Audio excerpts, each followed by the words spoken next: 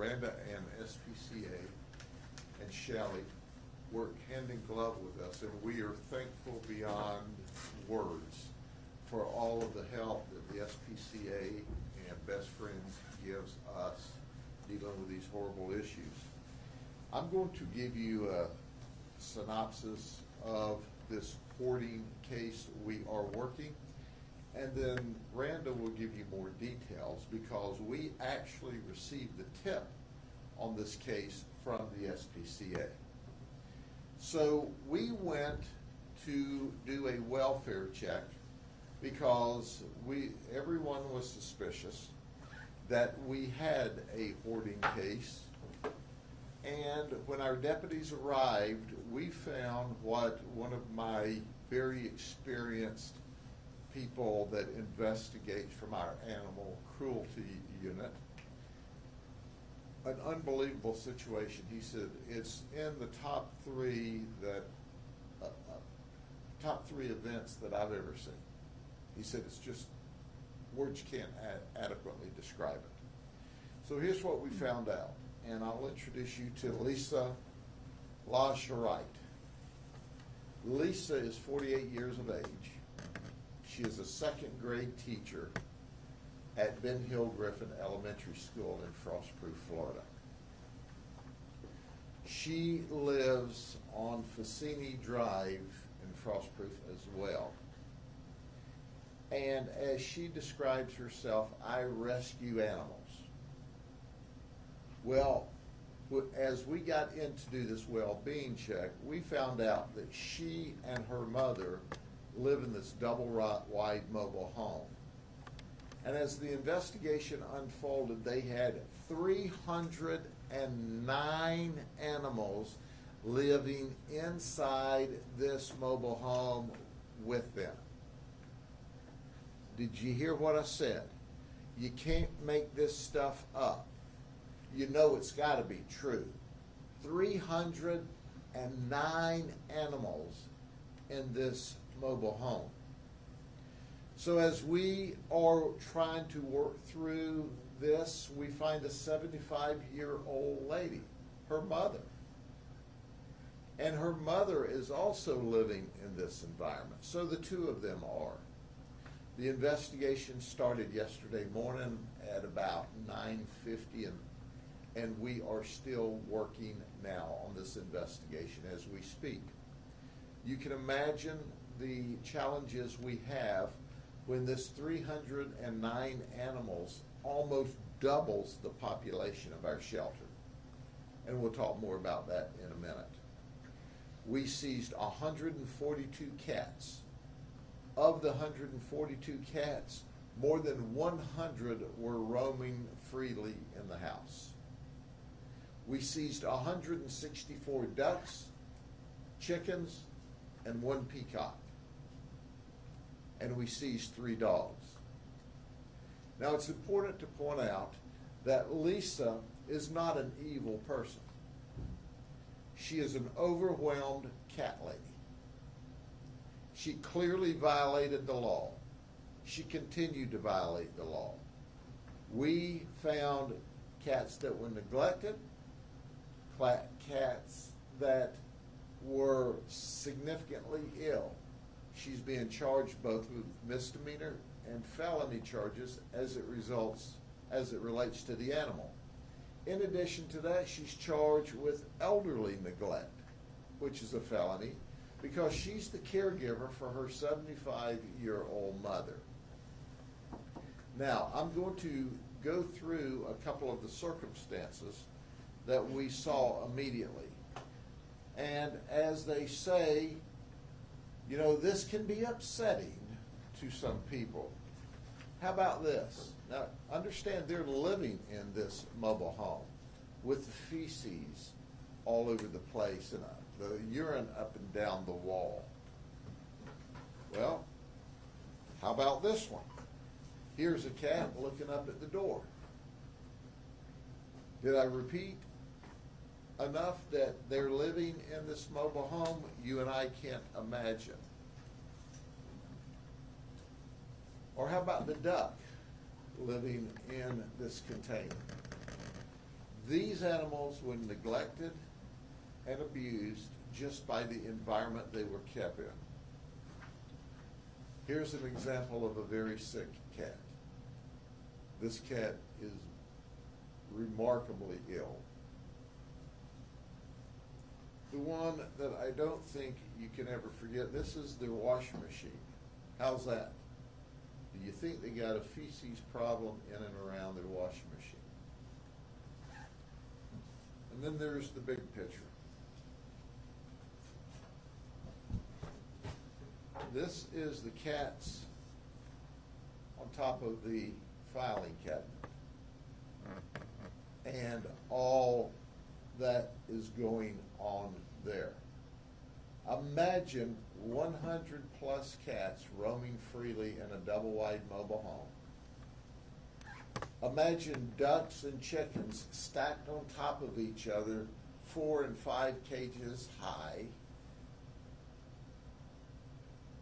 that are now defecating and urinating through the open wire down onto the animals before them. Imagine a lady who shows up at the SPCA with 20 or 22 cats to have them spayed and neutered.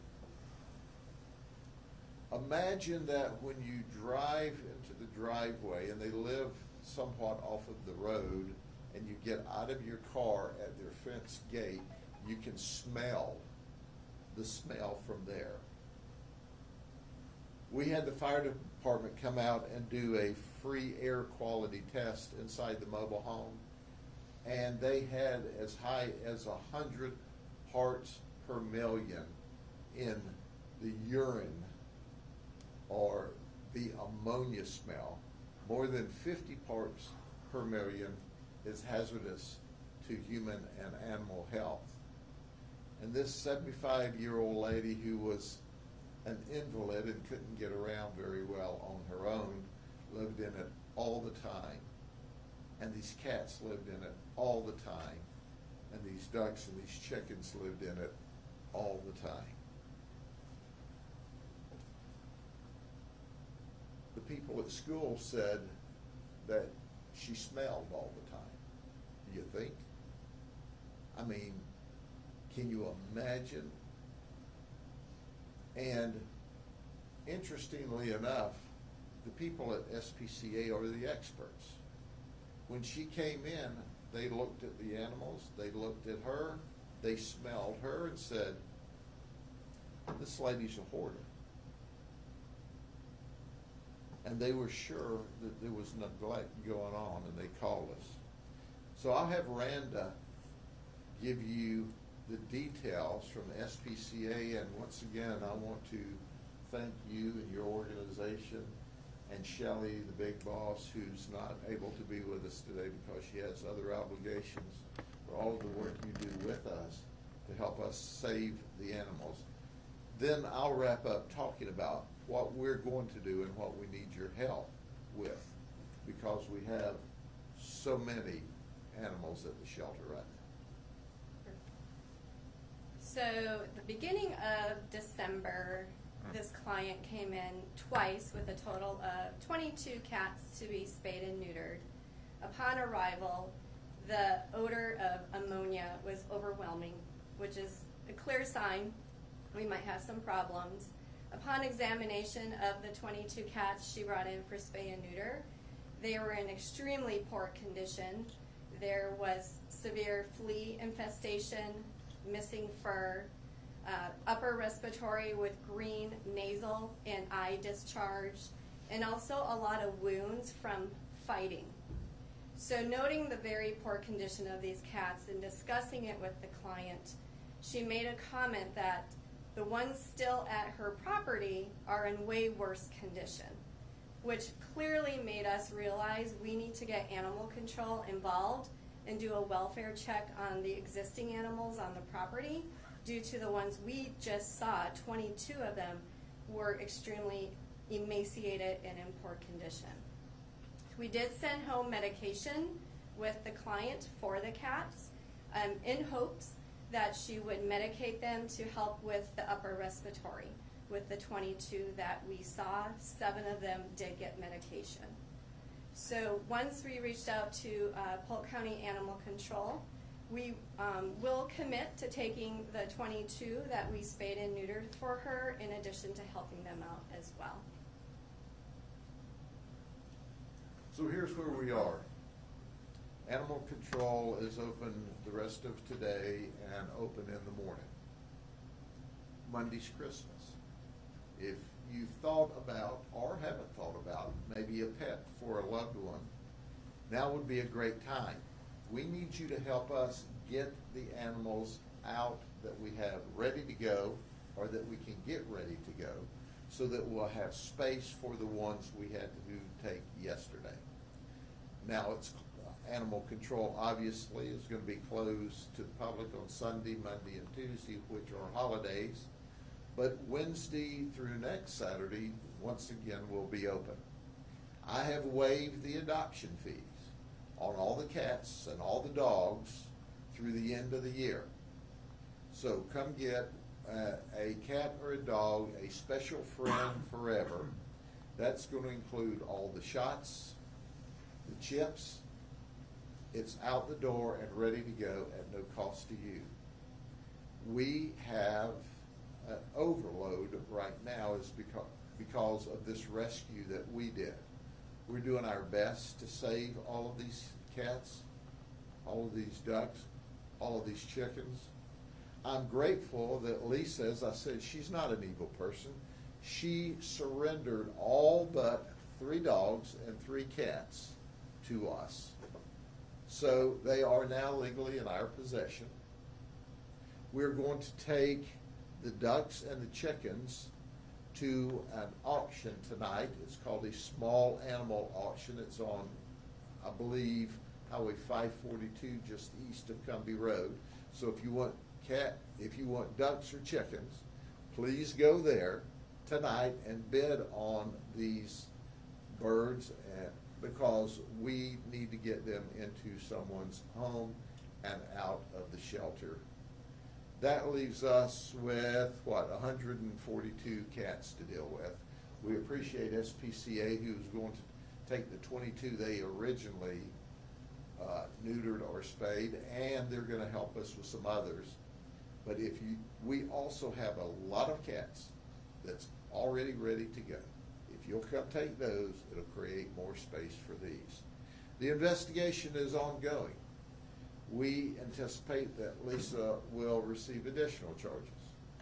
We are going to report to, in fact, have reported to the school board. Apparently, her physical condition while she was at work teaching 2nd graders, because, as it's explained to me, she smelled horrendous all the time. And quite frankly, when you live in that environment, you can't get clean. And we also want you to know that the 75-year-old mom was taken to the hospital for an evaluation because of the condition she was living in and the condition we found her. Okay, with that, do you have any questions for Randa or for me? Just a quick question. Are any of the cats that were taken from the home already healthy enough for adoption, or are you giving up the cats you already have? We have to process them in. We have to doctor them. We see that they've got fleas. The short answer is no. We've got a lot of healthy cats that are all ready for adoption. If you'll take those and give us space to house these, that would be good, because we still have to doctor them. The good news is we didn't find any deceased animals. I think her intent was not evil, but she was clearly overwhelmed, and she didn't cooperate with SPCA, who offered to take them off of her hands. She asked for food, but she would not cooperate with them. They asked to go out and take a look. She wouldn't let them come to the house. She knew she had a problem. When we came, she admitted she had a problem, and she turned them over to us. But my goodness, look what position she's put us in. Look what position she's put the cats and the ducks and the chickens in. So now we're going to fix this the best that we can. We need the community's help. Rhonda, my question Yes. for you is, what resources are available for people who might be struggling or dealing with a similar situation?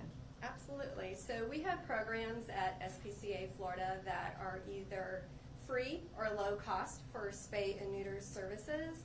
And we also have a food assistant program for people on any type of assistance that qualify.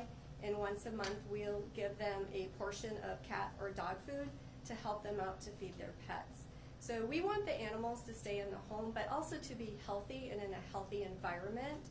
So we'll try and assist them with different programs that we have. What is the max amount of pets that someone is allowed to own in the county? I don't think there is a number. There's no limit. You have to certainly be able to take care of them and have the appropriate environment for them, but there's no max. If you happen to have a farm and you can handle 5 or 10 cats and take care of them and appropriately house and feed and physically and take care of them and have an environment that's good for their welfare, please come get them. And they're free right now to the end of the year. But I can't overstate how much help that SPCA provides for us. But this is a partnership. You can't have dogs and cats that aren't spayed and neutered, that continue to have kittens and have dogs and have puppies and have, and then dump them on the side of the road and expect us to magically deal with them by ourselves. This is not a SPCA problem. It's not a Humane Society problem. It's not an animal control problem. It's a community problem. And it takes everyone in the community to deal with it appropriately. Now, she's criminally charged. She's going to gather more criminal charges. We're also going to encourage the school system to look. I mean, she was, let's just call it like she was nasty. And she was going in and interacting with second graders. You know, can you imagine sending your child to school and the teacher just came out of this environment that's going to be interacting with and touching your child today? Come on, girl. What is wrong with you? So the investigation is still underway. There's lots of work to do.